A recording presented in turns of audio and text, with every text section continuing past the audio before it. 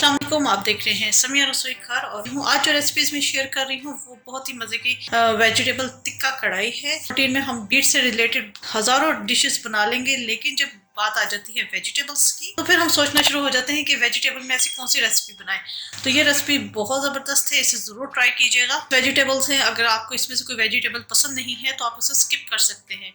मेरे पास यहाँ mix vegetables हैं, इसके अंदर आलू, मटर, गाजर और फूल गोभी है। ये इसका टोटल वजन। अच्छा, ये मत समझिएगा कि ये फ्रोजन मिक्स वेजिटेबल है, ये फ्रोजन नहीं है।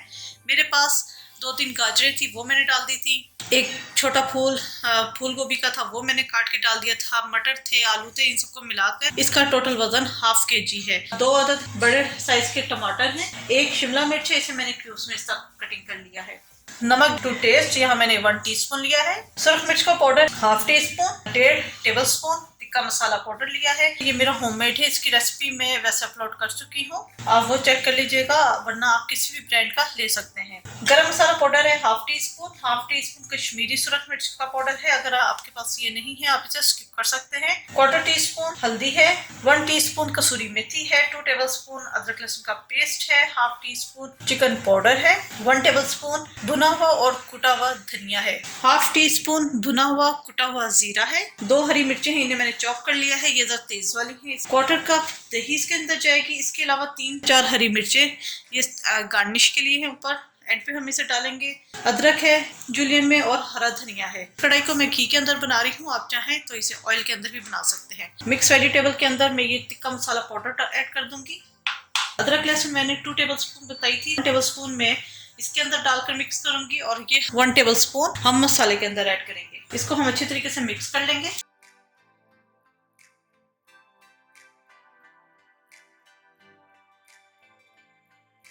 ये अच्छी तरीके से मिक्स हो गया है, इसको हम एक साइड पे रख देंगे। यहाँ मैंने देगची ले ली है, इसके अंदर मैं डाल दूंगी घी 3 से 4 टेबलस्पून। इसके अंदर हम डाल देंगे ये वेजिटेबल्स और इसे फ्राई करेंगे।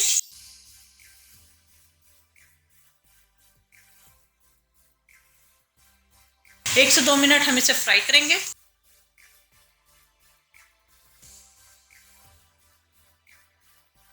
दो मिनट मैंने इसे फ्राई किया है। इसके अंदर हम डाल देंगे 1/2 कप पानी। पानी मैंने इसी बॉल के अंदर डाल दिया ताकि जो मसाला इसके अंदर लगा है वो भी मिक्स हो जाए।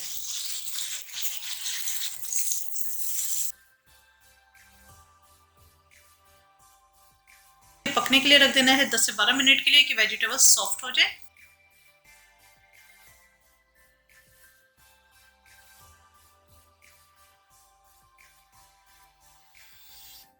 ये 10 से 12 मिनट हो गए हैं और ये वेजिटेबल सॉफ्ट हो चुकी हैं। ये आलू को मैं आपको दिखा देती हूँ कि आलू गल चुका है। ठीक है, इसको मैं अलग प्लेटर में निकाल लूंगी।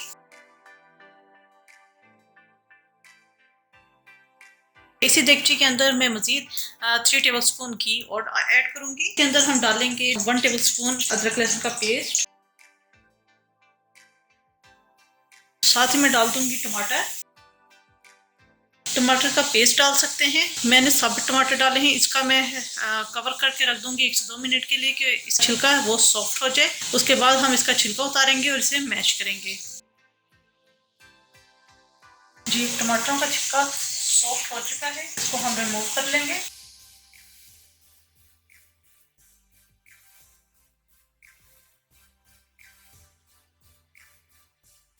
ये छिलके मैंने रिमूव कर दिए हैं। अब चम्मच से ही हमने टमाटर को अच्छी तरीके से मैश करना है।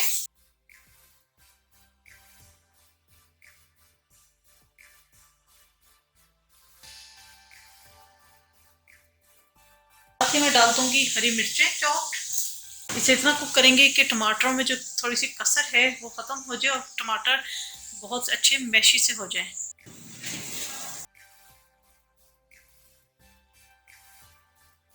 अच्छा, ये टमाटर कुछ मैश हो चुके हैं। इसके अंदर हम डाल देंगे तमाम स्पाइसेस, नमक, सुरख मिर्च, भुना हुआ और कुटा हुआ धनिया, भुना हुआ और कुटा हुआ जीरा, हल्दी, कश्मीरी मिर्च, गरम मसाला, कसूरी मेथी, चिकन पाउडर।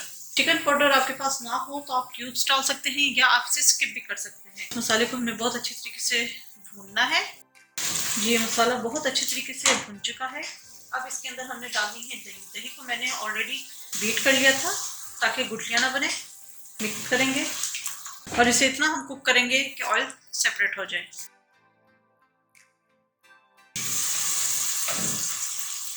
घी सेपरेट हो चुका है। अब हमने इसके अंदर डालनी है तमाम वेजिटेबल्स जो हमने कुक करके रखी हुई थी।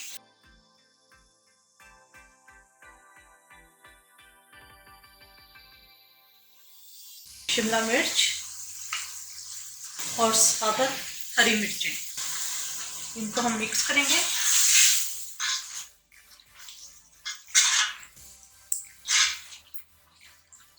आठ से 10 मिनट के लिए हम इसे हल्की आंच पे दम पे रख देंगे ताकि जो मसाला हमने बनाया है उसका फ्लेवर वेजिटेबल्स में भी अच्छी तरीके से आ जाए।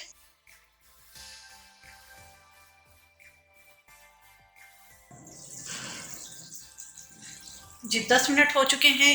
यहाँ पर मैं इसका चूल्हा कर दूंगी बंद। इसके अंदर हम डाल देंगे एंड पे थोड़ा सा हरा धनिया, थोड़ा सा मैं ऊपर गार्निश के लिए रख दूंगी, और जुलियन अदरक।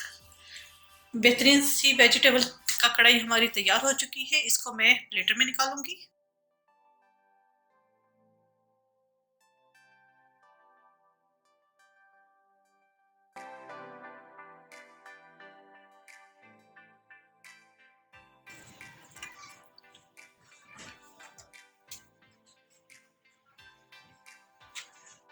जी बेहतरीन सी वेजिटेबल टिक्का कढ़ाई हमारी तैयार हो चुकी है। आप इसे नान के साथ सर्व कर सकते हैं, आप इसे गर्मा गर्म पराठों के साथ सर्व कर सकते हैं। उम्मीद है आपको रेसिपी पसंद आई होगी, ज़रूर ट्राई कीजिएगा।